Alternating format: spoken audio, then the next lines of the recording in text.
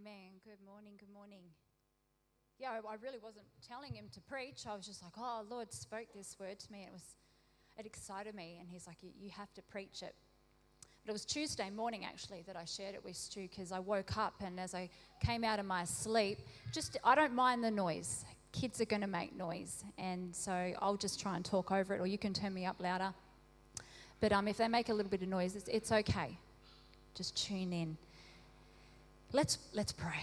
Hallelujah. Father, we thank you for your word. We thank you for the truth of your word. And I ask this morning, Lord, that as we lean in, your Holy Spirit would reveal truth to every heart, every listener, that hearts would be receptive to hear this, because it is something that when it's caught, it transforms and blessing will come. And I know that, Father. So I thank you, Lord, for your word. We honor your word. We submit to the authority of your word. And I thank you, you speak through me this day by your Spirit in the mighty name of Jesus. We pray. Don't be shy just because there's some empty holiday seats. Don't be shy with me. When I say amen, I want amen. Thank you. So it's Tuesday morning. I woke and it was like I was coming out of my sleep. I saw agreement. And it was as clear as anything. Agreement. And I thought, oh, wow, that's really clear, Lord. Are you wanting to speak to me on this word? And then he immediately brought Matthew 18:19. Jessie, can I have that, please, hon? Matthew 18:19. Now, first, for all your theologians, understanding the context of this scripture, it is in the context of church discipline and church correction. And then when we come together and if some people are at odds, Jesus is giving instruction of how to bring correction. And it's in the context of agreement, that he will back up agreement when it's done in his order, okay? But the principle, I'm not camping on that. We're not talking about church correction. But as I looked at it, I thought, oh, Lord, this is sort of in the context of discipline and correction. And then through conversations with Stu, we agree that there are principles that Jesus gives. He's talking in the context of correction and discipline, but I'm taking this into the context of agreement in prayer. Okay? And so he says, Matthew 18:19, again I say to you that if how many of you agree on earth concerning anything that they ask, it will be done for them by my Father in heaven. Again I say to you that if two of you agree on earth, this is where we are, on anything that they ask, it will be done for them by my Father in heaven. So as I looked up that word agree and began to meditate on it, the original Greek meaning for this word agree is symphōneō. Symphōneō. Sum meaning together, phōneō meaning sound. And I went, oh, it's Christmas. That's how I felt when I read that. So if we were to reread Matthew 18 using symphōneō, and to my Greek friends, I don't know if I'm saying that right, but say it again. Oh, symphony. There we go. That sounds much better. If we reread that using these words, sound together, I say to you that if two of you sound together on earth concerning anything they ask, it will be done for them by my Father in heaven. Sound together. Be sound in agreement together. Be sound in agreement together. And Holy Spirit, it just began to stir in my heart, because earlier this year, Mother's Day, I shared about harmonious relationships with each other. And the Lord said to me, I've been revealing truth about harmony in relationships as you build a one accord culture. But now I'm saying it's not just about the relationships. You're not going to just be in harmony together. I'm calling you to be a symphony together. A symphony together in agreement of what God says. And the context in this is the prayer of agreement. That we can have symphōneō, sound agreement, when we come to the Word of God. Amen. And that's the context, what the Lord wants me to say. Jessie, can I have that first photo out, please? So me being a music lover and a musician myself, I began to look into this word, because this is where we get our word symphony from. And obviously when we say symphony, we think of orchestra, music. And the Lord began to speak to me in my knowledge, but then he began to sort of take it into a spiritual direction where he said, remember that in a symphony, you have the oversight. His name is the concert master. Then you'll have the composed arrangement. Then you'll have the conductor, the one who leads and he directs. Then you have the orchestra, the musicians themselves. They play the music, but they are under the oversight of the concert master. They follow an arrangement that is set under the conductor's leadership as his instruments. Symphony. And as I began to close my eyes, I saw the body of Christ as an orchestra under the concert master's influence of his set arrangement, under the conductor who is who? Holy Spirit. And we are the instruments, the musicians, in that he leads and guides in truth. Amen. When a concert master presents his arrangement, Jesse, can I have that second photo put up, please? Just to give you a bit of a complex understanding, it's sheet music that I've asked Jesse to put up. With the written arrangement that is set for the conductor to lead his musicians, on the sheet of music is the direction, the key, the tempo. Don't worry if it's not there, hon. The key, the tempo, it'll find its rhythm. You'll see the notes. You'll know when to rest. You'll know when to speed up. You'll know when to bring in the crescendo, the decrescendo. You'll find the feelings and the flavors all through the music that is led by the conductor. That is the arrangement. And every musician has a responsibility to learn the arrangement.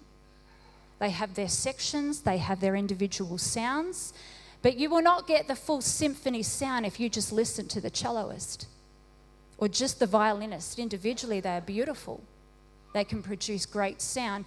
But the whole purpose of the symphony, of the orchestra, is to be under the conductor's leadership so he can take their sound and their sound and their sound, and with the guidance of the arrangement under the concert master, he will bring all the sounds together and make a symphony. And they will all be in one accord. They will all harmonize together. They will all be a Sumphōneō sound. One sound to produce something great. Amen. The concert master, if you haven't figured it out, our Heavenly Father.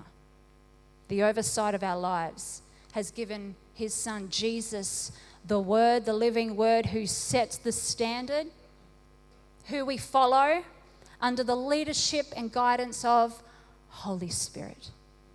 You're the instruments. You're the instruments. You're the musicians. And we follow his leading and guiding. So the question I then have to ask myself is, have I studied the arrangement? Because I'm going to ask anything according to his arrangement, I have to first know the arrangement. Amen? Are you getting the picture? It's a beautiful picture if you can see it in the spirit. Do I know how to be a symphony with my brothers and sisters in Christ? Am I studying the arrangement to know his will, his commandments, his purpose, so I can come into agreement? Because one thing to know my area of life and then try and play with you, but if we're not sound in our agreement, we can actually be playing two very different songs. And you see this in the division of theology, the debate of theology, where they'll have their sound and they'll have their doctrine, they'll have their interpretation of Scripture come together, and it's a clash, a clanging cymbal, so to speak, a bung note. And the Lord is saying, if two of you are sound together, agree together, when you come together according to my arrangement, whatever you ask, whatever you ask, according to my arrangement, it will be done for them. Can you say amen to that? Please turn me to 1 John 3:16. 1 John 3:16. So what sound is coming forth when I'm with you, my two, regarding his arrangement? Because I want to be your two, and I need you to be my two, because the order and structure that God has set up in this arrangement, the rhythms of grace, the tempo, the way he moves and will conduct us, has to be in agreement. For us to call heaven to earth, your kingdom come, your will be done, and I grab my two and pray that, has to be according to his word. But with that, there are orders. The word, the principles of the kingdom, there are orders. And whatever we ask, we receive from him, because we keep his what? Commandments. And we do those things that are pleasing to his sight. This is the commandment, that we should believe on the name of his Son, Jesus Christ, that we love one another. That's a condition. Whatever you ask, receive, but the commandment is what? You love one another. So that's a tempo within the arrangement. That's a rhythm within the arrangement to love. So if I get my two and I agree, are we in love? That's part of the sound of a symphony, that there be love between us. So when we come together and we ask whatever we desire, if it's pleasing in his sight, if it's according to his will, according to his commandments, he says, I'll do what you ask. You will receive it. Let's move forward. 1 John 5:14, just over the page. Now this is the confidence that we have in him, that if we ask according to his will, his arrangement, the concert master's arrangement, not my arrangement, his arrangement. If I ask anything according to his will, he hears us. And if I know he hears us, whatever we ask, we know that we have petitioned, that we have asked of him. Jesse, can I get that in the amplified version, please, hon?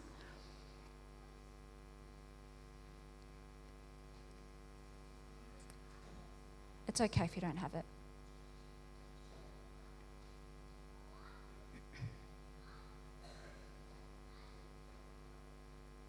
No, that's okay. We'll move on. John 15:7. If you remain in me, my words, my will, my commandments, my law, my precepts, my arrangement, you'll be united, and my message will live in your heart, and whatever you ask, it will be done for you. We've got 3 scriptures talking about coming before our concert master, asking in his name, according to his word, according to his will, that he hears us and he will answer. But the key to it is, are we aligned and in agreement with what he says first? For me to become in agreement with you when I pray, and with you when I pray, I have to first be in agreement with his word. Then he hears me. Then he answers. So really, it's a case of, do I know the arrangement set before me by my concert master? Before an orchestra performs, they will do one very important thing. They will tune their instruments. Before you go, I don't know if you've ever been to a live orchestra. Stu took me to the Opera House one year to watch my favourite jazz artist, and the Sydney Symphony Orchestra were joining in with her. And we sat there. I was crying through the tuning. Just the sound of the instrument, the strings tuning up, and they all tune to the same key. So they're given the key of A. They have to find that key before the conductor comes out with the set arrangement. And if they're not in tune, will it sound any good? Will there be agreement? No. And I felt the Holy Spirit say, are you in tune with my arrangement? Because if you're not, you need to tune up. Because when you tune into my arrangement, you tune into my word and my will for your life. When you pray, it'll be in agreement.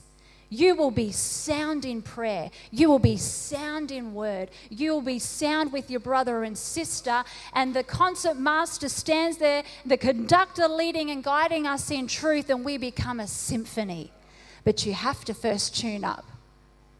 You have to tune up. The prayers must align with truth in the name of Jesus. I'm going to demonstrate, because the last time I did this, I was shocked how many people were like, oh, that really got to me when I hit the bung note for harmonious relationships. This is not bung notes. Tuning is very different, because I can be playing a chord and it's a clean chord, but if I'm slightly out of tune, which is modulation, it's the same chord. The chord doesn't change. It is the key of C. It is a C chord. But if I'm not in tune,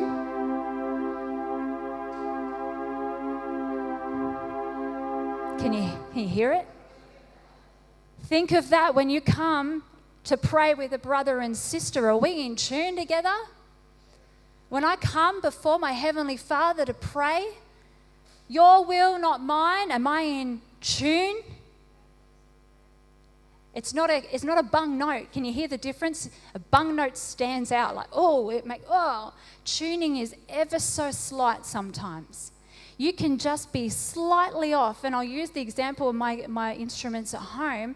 I can play my guitar one day, tune it up, put it away the next, and come back, and it'd be out of tune. Ever so slightly. Just a little bit. But guess what?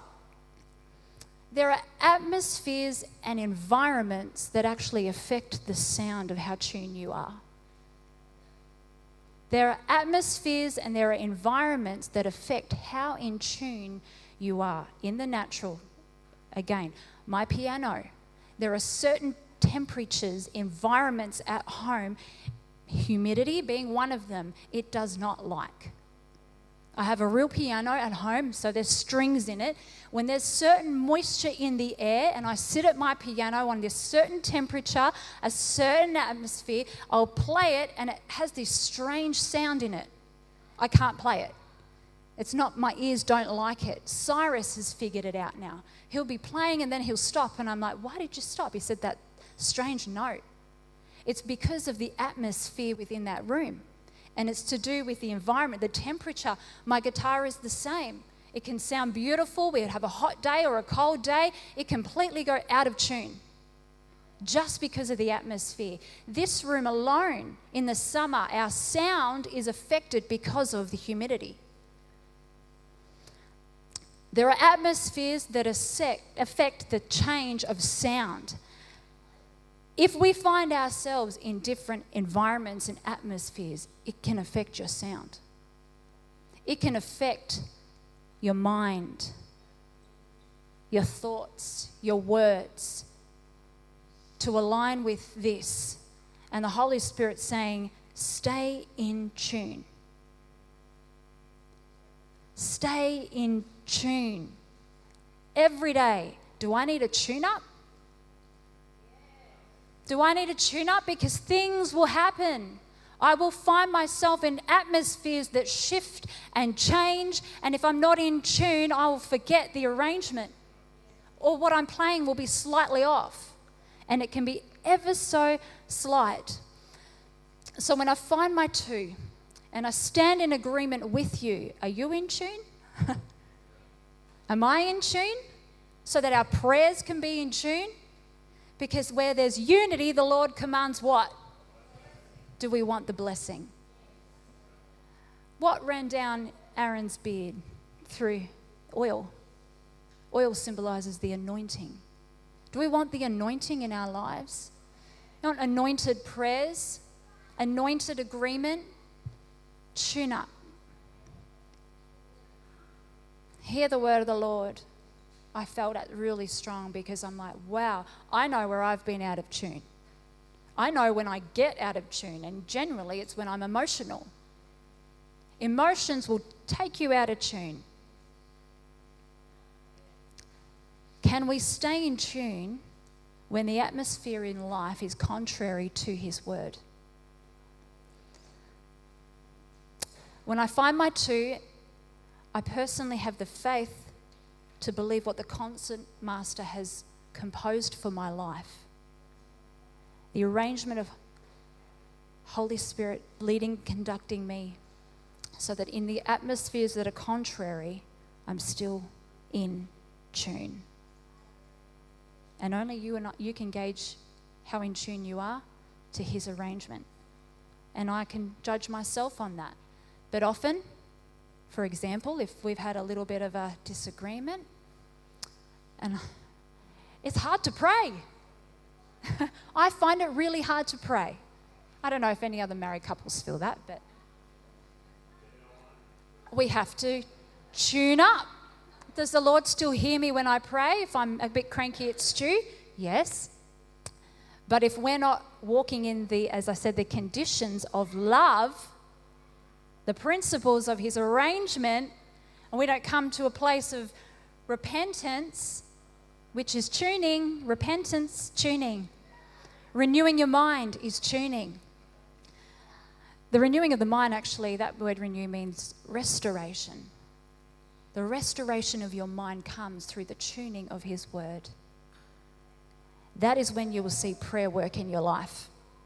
When you're in tune with his word. Amen. So let's look at some atmospheres. Abraham, come with me to Romans 4. Romans 4.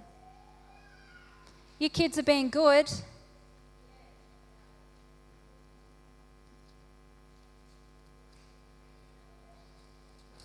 Romans 4.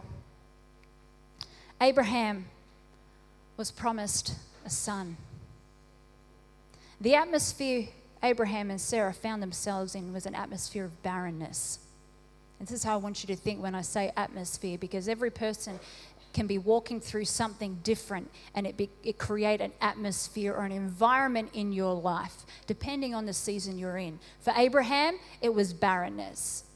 He and Sarah believing, having received a word from the concert master, the orchestrator of their life, who had a written arrangement, spoke a word over him. Come in at verse 13. Because they're of old age and it's an impossible situation. Romans 4:13, for the promise that he would be the heir of the world was not to Abraham or to his seed through the law, but through the righteousness of faith. For if those who are of the law are heirs, faith is made void and the promise of no effect, because the law brings about wrath, for where there is no law, there is no transgression. Therefore, it is faith, that it might be according to grace, so that the promise might be sure to all the seed. That includes you and I. Let's jump down to 17. As it is written, arrangement. As it is written, I have made you a father of many nations, in the presence of him whom he believed, God who gives life to the dead and calls those things which do not exist as though they did. Contrary to hope, in hope believed, so that he became the father of many nations, according to what was spoken by the concert master of his life, Abraham. Verse 19, not being weak in faith. He did not consider his own body already dead, since he was about 100 years old, nor did he consider the deadness of Sarah's womb. He did not waver at the promise of God through unbelief, but was strengthened in faith. Say that with me. He was strengthened in faith. He was strengthened in faith, giving glory to God, being fully convinced that what he had said, what the concert master had arranged for his life, he was also able to perform. That's the word of the Lord for Abraham, that Abraham had to stay in tune with. The deadness of my body, the deadness of my wife's body, our age, I've been waiting a long time. It's impossible. did God say? So I have to tune up. Because if I allow doubt and unbelief and discouragement to come in to the arrangement, I'm going to go out of tune. And if I'm out of tune, I'm not in the leading and guiding of the Conductor, Holy Spirit, for me to walk out the promises of God in my life. And then we say, where's God? Why didn't he do it? But if I can stay in tune, if he said it, like Abraham, I'm fully convinced. Are you fully convinced?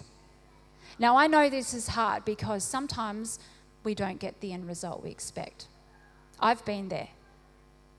And it took years of questioning, but I'm so convinced I don't consider the temporal things of what didn't happen the way I used to, because he's eternal. His word is eternal. And he has set this word as the foundation of his throne, and I have to just align with it. Tune up, Rebekah. Tune your mind, tune your thoughts. Be like Abraham. Say, I'm fully convinced. I will not waver in faith because I believe that what the concert master has presented to me in his word is truth, and whatever he said, he will perform. I tune up to his word. Amen? Amen. The next person, the next atmosphere. So Abraham is an atmosphere of barrenness. Come with me to Exodus, which Laura touched on a couple of weeks ago in the wilderness. Jesus, take the wheel. Moses has seen the signs, the wonders, the word of the Lord come to pass if the Lord would deliver them. But now he's in the middle of that, like a hallway section of that word to the promised land. He's in an atmosphere and an environment of wilderness. He's seen God. He knows God can do great things. He's been obedient. He's seen the hand of God move, the blessing of God upon him. But now he's up against a stiff-necked, rebellious people who are rebelling against his leadership. They've built the golden calf, and he's literally in a place of going, God, frustrated. You told me about a land of flowing with milk and honey, but are we even going to get there? Because now we're stuck in a wilderness. Who's felt like they're stuck in a wilderness? There's an environment and atmospheres in wilderness that can make you go out of tune, because you live from the place of senses, of what you see, of what you feel. We're not called to live in that level. We're called to live in faith, walk by faith and not by, because faith is the substance of things hoped for, the evidence of things that are not seen. When you're in a wilderness, often you're looking for the seen. You're looking for the feeling. Am I in the right place, God? I don't feel it. It's not about feelings. Tune up. What does this say? So Moses is in that space right now. Verse 12 in chapter 33. Moses said to the Lord, see, you say to me, bring up these people, but have not led me to know whom you'll send with me. You have said, I know you by name. He's relaying conversation back to the Lord, saying, I have grace in your sight. So now, therefore, I pray, if I've found grace in your sight, show me now your way, Lord. I'm in an atmosphere of wilderness. God is saying this to him. God says at verse 14, my presence will go with you, Moses. The word of the Lord, his concert master, the arrangement, the set word to Moses is, my presence will go with you and I will give you rest. But I'm in a wilderness and these people aren't listening. And they're worshipping idols and doing everything they shouldn't do. But my presence, the Lord says, will go with you. And Moses then says, well, if your presence, Lord, if what you're saying is true, if it doesn't, I'm not going either. I love what the Message Bible says in this scripture. He says, Lord, if you don't take the lead, call the trip off right now. Call the trip off, God, because if your presence, what you've said, doesn't go with me, I don't want to go. I do not want to go. Verse 17. So then the Lord says back to Moses, I will also do this thing, meaning I will go with you. My presence will go with you. I will do what I've spoken, is what it says. I will do this thing that you've spoken, and you've found grace in my sight, and I know you, Moses, by name. There's a friendship. There's a relationship. And because he knows his concert master, Moses then says, the Lord continues to say, I will make all my goodness pass before you, and I will proclaim the name of the Lord before you. I will be gracious to whom I'm gracious, and I'll have compassion on whom I will have compassion. Moses then receives the word. He knows the arrangement is set before him to continue to walk in obedience. He's in tune again. But a wilderness experience will set you out of tune very easily. Tune up if you're in a wilderness. Stay in tune.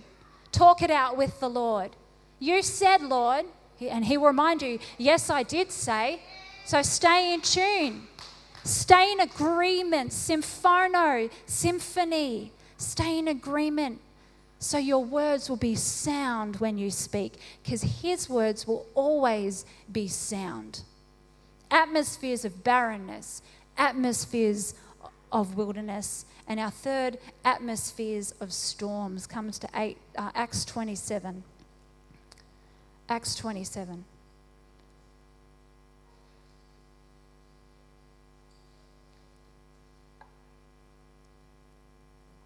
Paul had received a word back in Acts 23 that he would go to Rome.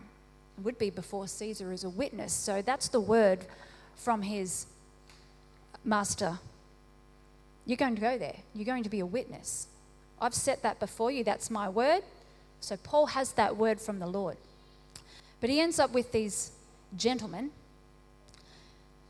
and they ignore his warning about sailing. And there's a lot in this. Probably many, many sermons in this scripture. We'll come in at verse 13 of Acts 27, because they're about to set sail when a storm suddenly hits. And when the south wind blew softly, supposing that they had obtained their desire, putting out to sea, they sailed close by Crete. But not long after, a tempestuous, that's a fun word, headwind arose, which we would call a nor'easter. A tempestuous storm arose. How many have had tempestuous storms out of nowhere arise in your life? Where did it come from? I thought we were smooth sailing. Boom! Here's that tempestuous wind. Verse 16, and running under the shelter of an island called Clauda, we secured the skiff with difficulty. When they had taken it on board, they used cables to undergird the ship, fearing lest they should run aground on the citrus sands. They stuck sail and were driven. And because we were exceedingly tempest-tossed, the next day they lightened the ship. So they're starting to unload things. And on the third day, we threw the ship's tackle overboard with our own hands. Now when neither sun nor stars appeared for many days, no small tempest beat on us, all hope that we would be saved was finally given up. The tempest storm, the winds, the rain, the lightning, the thunder, the Hollywood movie scene is upon them. But Paul had a word from the Lord. But there's a storm. You can still be in the perfect will of God even through a storm if you stay in tune. Because it's not about the environment or the atmosphere, it's about the arrangement he set. Because atmospheres and environments will come. Storms, wilderness, and seasons of barrenness come. And you can still be in the perfect will of God in amongst it all. Amen? Verse 21, but after long abstinence from food, so now they're hungry, which means they're probably cranky, Paul stood in the midst of them and said, men, you should have listened to me. and not have sailed from Crete and incurred this disaster. And now I urge you to take heart, for there will be no loss of life among you, but only of the ship. For there stood by me this night an angel of God with a word, to whom I belong and whom I serve, saying, do not be afraid, Paul, you must be brought before Caesar, because the arrangement was already set. No storm was going to stop the word of God from coming to fulfillment. The arrangement was set. You will come before Caesar, and indeed God has granted you all who sail with you. They will be saved too. Therefore, take heart, men, for I believe God. Take heart. God's spoken. I believe God. It will be just as it was told to me. Let that sink in.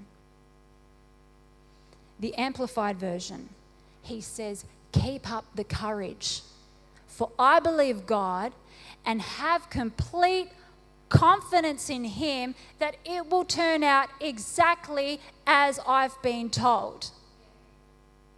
I say to you, church, take courage.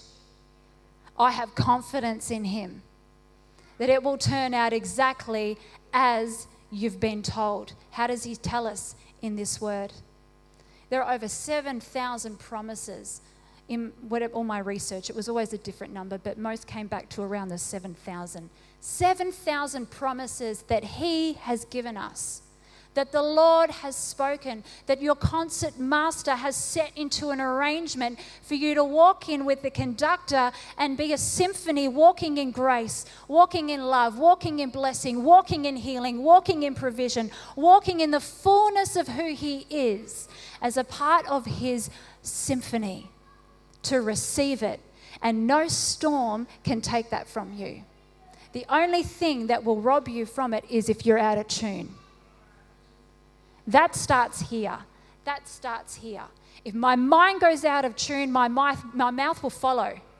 So if I'm not speaking to the arrangement set, if I don't know what God has said, watch what comes out your mouth. You can tell. You will be able to tell when I'm in tune. I will be able to tell when you're in tune if we know the word. Because when I'm in tune, I will speak life. Life and blessing has given before me. Life and blessing. Choose. Choose. Keep the courage, church, family. I have complete confidence in him, his word, that it will turn out exactly as he told you. An atmosphere of barrenness, atmospheres of wilderness, atmospheres of storms cannot take that. His word is unmovable. His word is unshakable. His word is set. The arrangement's set. You come into an orchestra just because you're a violinist and you think you can play a great solo. If it's not in the arrangement, it won't fit. It won't sound any good. So when we come together and we stay in line, in agreement, that's the word. Guess what in the Webster Dictionary the word agree means? Tune. Stay in tune. Stay in tune to the agreement of his word, so your prayers will be sound and you will receive all you ask. Do you believe it? Do we really believe? Fully persuaded, fully convinced, nothing's impossible. When the concert master orchestrates your life, when he formed and he knitted you in your mother's womb, when he spoke life and he breathed life into you, that was his composition. That was his arrangement. He knows the timing, he knows the tempo, he knows the key, he knows the rhythm, he knows the seasons of barrenness, he knows the seasons of fruitfulness, he knows the seasons of blessing, he knows the wilderness, he knows the storms, and he knows the peace. He knows it all. All I have to do is stay in tune. Stay in tune. And when I pray and I ask according to the arrangement, and I believe it because he said it, I can receive all he has promised to me. Amen. Amen. Proverbs 16, this is the Amplified Classic Edition. The wording was perfect. It says, roll your works upon the Lord, trust them wholly to him.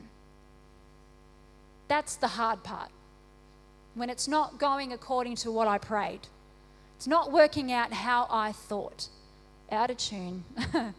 How is it you then can commit your ways to him, because there's a trust element missing. The trust element comes when you're in tune to his word. Trust and commit wholly to him. He will cause your thoughts to become agreeable. Symphōneō. He will cause your thoughts to become agreeable. I've been there.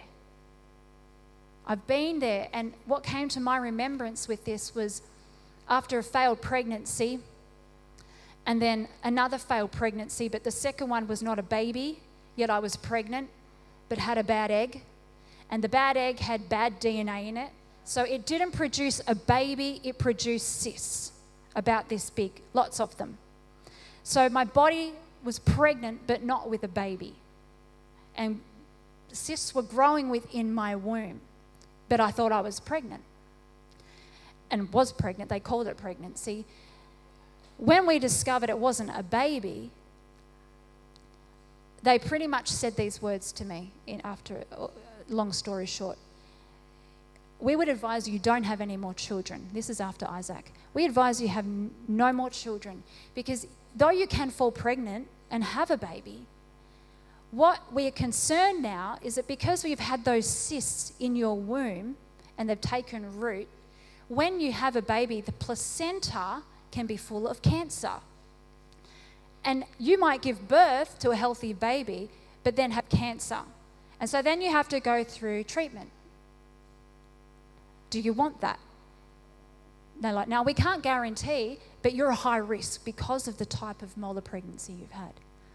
Oh, no, I don't want that. Okay, we're done. 5 years of we're done. Until the Lord spoke. The concert master of my life spoke a word I didn't expect. You're burying your desires in fear. That was the word. But I have a plan, and there's another one. Now, I'd already had a dream of another one. Another little boy, and I just thought it's a funny dream. But I saw Jackson in the dream, and it's Jackson. The desire came from that dream, but I buried it in fear. But when my concert master set the arrangement to me, are you going to tune up, Rebekah, so you can receive the promise? Oh, but Lord, no. And, I had that, but then had to convince Stu, because there's fear in him. Long story short, Jackson's here, healthy, beautiful boy, answer to our prayer, but I still had the battle of fear. And the tuning of my mind to the arrangement set from my concert master, and I'm not kidding you, I would have moments in bed where I would do this and just sit with the Bible on my head. Because every thought that came into my mind was contrary to what he said. Every thought was contrary. You're going to have cancer, Beck. It's going to be cancer in that placenta. You're going to have to go through radiation and chemo like they talk to you. That was what was in my head. And the only way to silence it was to stay in tune. Tune up, Rebekah, tune up. What does he say? What have you said? What have you said? I get my scriptures, I read them out. This is the word of the Lord. This is the word of the Lord. I pray according to your will. I know you hear me. I receive it. I believe it in Jesus' name. You hop into bed. Lies. The whole pregnancy. 6 weeks after I'd given birth, I'm in the doctor's surgery, and she says, are you ready for your results on your placenta? I said, yes, I am. She said, oh, it's clean. It's perfect. It was a beautiful placenta. Well done. It's clean. There's no cancer. I don't need to see you again. Tune in. The concert master only has the perfect promise and perfect word for your life. No season, no storm, no wilderness, no barrenness can rob that from you. The Satan is a liar, and he will lie. He will steal. He will destroy.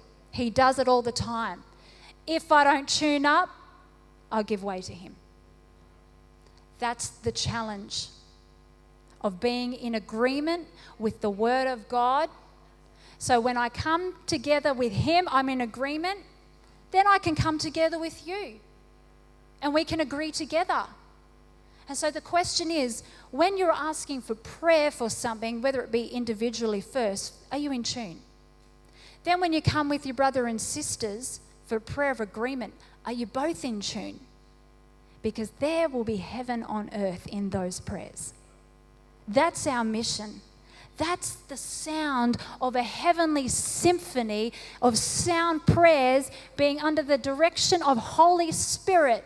We will see heaven come to earth. That's the order of God. He set it before us. Hallelujah. 1 John 5:6 as we come to communion. Because he's all about agreement. This is he who came by water and blood, Jesus Christ. Not only by water, but by water and blood. And this is the Spirit who bears witness, because the Spirit is truth. For there are three that bear witness in heaven: the Father, the concert master, the Word, Jesus, the arrangement, and Holy Spirit, the conductor. These three are one. And there are three that bear witness on earth: the Spirit, the water, and the blood. And these three agree. There's the word. These three agree as one.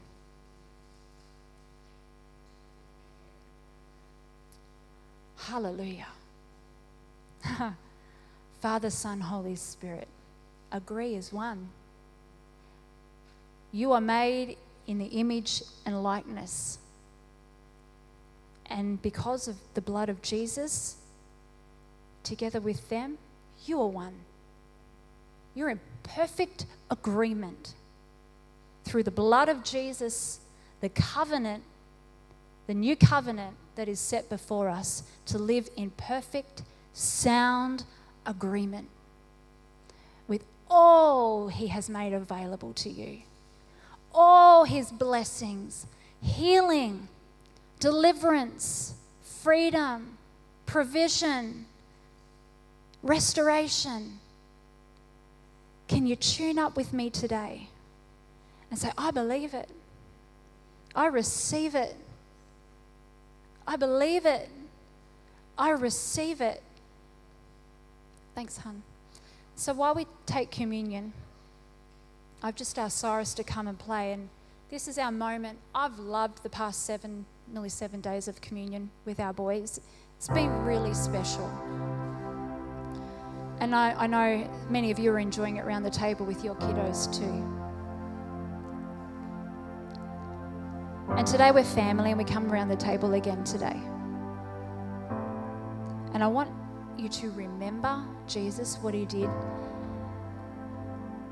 But ultimately I want this to be a tune-up for you. Remember what your concert master has said, knowing his word that we've looked at today, and knowing that you don't have to walk it alone because Holy Spirit leads and guides you. Slow down. Go a little faster. Gentle. He's leading, he's guiding. Stay in tune to the rhythms of grace, to the rhythm of his love, to the rhythm of his peace, to the rhythm of his counsel, to the rhythm of his knowledge. And you'll walk in victory. you will walk being an overcomer. You will walk with your head held high, knowing that the Lord said it, He can do it. I tune in to Him today. I tune my mind into His word. Thank you, Holy Spirit. I don't have to figure this out on my own. He set the arrangement for me, and I just have to stay in tune. So come take